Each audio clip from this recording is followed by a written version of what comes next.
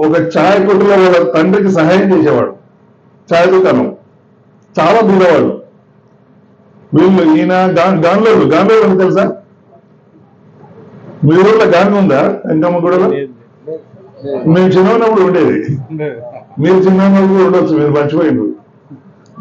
గానుగా మీరు తిరుగుతుంటది, నూనె గానుగా, పల్లీలతో నూనె వేస్తారు. తీసేసిండు. ఇప్పుడు అన్ని మిషన్లు వచ్చినాయి, గెరీలు వచ్చినాయి, అందుకని తీసేసిండు. ఆ గానుగా వాళ్ళు వీళ్ళ కులం కులం గాంధలు వీళ్ళు. అయితే ఇక ఇప్పుడు ఆ నూనె తీసేది లేదు, ఏం లేదు. వాళ్ళు పెద్ద కుటుంబం, 4 అన్నదమ్ములు, తర్వాత ఏమో తల్లిదండ్రులు, వాళ్ళకి పొలం లేదు, ఏమీ లేదు. అందుకని వాళ్ళు ఛాయ్ దుకాణం పెట్టుకున్నాడు. అక్కడ వాళ్ళ నాన్నతో పనిచేసిండు, నేను సహాయం చేసి స్కూల్ చదువుకున్నాడు, కాలేజ్ చదువుకున్నాడు, భారతీయ జనతా పార్టీలో చేరిండు. ముందేమో గుజరాత్ కు ముఖ్యమంత్రిగా పనిచేశాడు 15 సంవత్సరాలు. ఇప్పుడు మన దేశానికి ప్రధానమంత్రి. నరేంద్ర మోదీ ఈ 15 సంవత్సరాలు గుజరాత్ లో ముఖ్యమంత్రి చేసినప్పుడే బీద వాళ్ళ కష్టాలు తెలిసినవాడు కాబట్టి అన్ని సంక్షేమ పథకాలు బీదవాళ్ళకి చేసిండు. ఒక బాగా డబ్బున్నైనా పెద్ద బాగా జమీందారు ఇంట్లో పుట్టింటే బీద వాళ్ళ కష్టాలు తెలుసుకోవాలంటే పుస్తకం చదివినా తెలుసుకోవాలి, సినిమా చూసినా తెలుసుకోవాలి. ఎందుకంటే తనకు తెలియదు కాబట్టి. కానీ ఈయనకు అవసరం లేదు, ఆయన పుట్టితే బీద కుటుంబంలో కాబట్టి ఆయనకి అన్ని కష్టాలు తెలుసు. కాబట్టి అలాంటి వ్యక్తి మనకు ప్రధానమంత్రి అయితేనే మన కష్టాలను తీరుస్తాడు, వేరే వాళ్ళు తీర్చరు. ఇప్పుడు మళ్ళీ ఎలక్షన్ రాబోతుంది ఒక 3 నెలల్లో.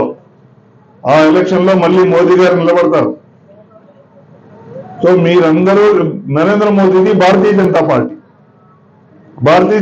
గుర్తు ఏమిటి? కమలం పువ్వు గుర్తు. అది గుర్తుపెట్టుకోండి మీరు, అంతే. అది గుర్తుపెట్టుకుంటే ఇప్పుడు అన్న చెప్పిన సంక్షేమ పథకాలన్నీ మీ అందరికి వస్తాయి. లక్షల మందికి బ్యాంక్ అకౌంట్లు కల్పించిండు, లక్షల మందికి గ్యాస్ కనెక్షన్లు ఇచ్చిండు, లక్షల మందికి మరుగుదొడ్లు కట్టించిండు, లక్షల మందికి ఎల్ఈడి బల్బులు ఇచ్చిండు. అయితే మనకు లక్షలు సరిపోవు, మనకు కోట్లు కావాలి. ఎందుకంటే మన జనాభా కోట్లలో ఉన్నారు. కాబట్టి కోట్ల మందికి రావాలంటే మళ్ళీ నరేంద్ర మోదీ ప్రధాని కావాలి, అప్పుడే మనదవుతుంది.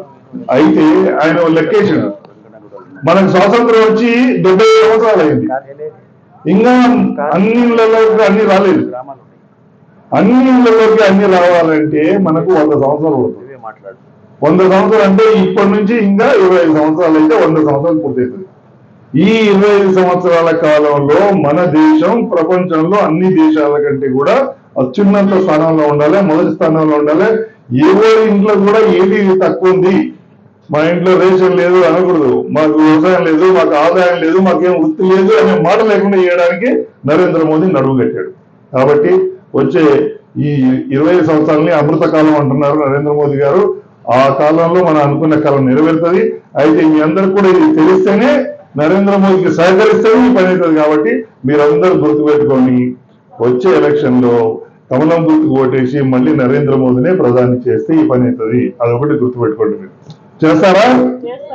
భారత్ మాతాకి భారత్ మాతాకి జై శ్రీరామ్. అందరికి క్యాలెండర్లు ఇవ్వండి, మనం ఒక ప్రతిజ్ఞ చేయిస్తాం.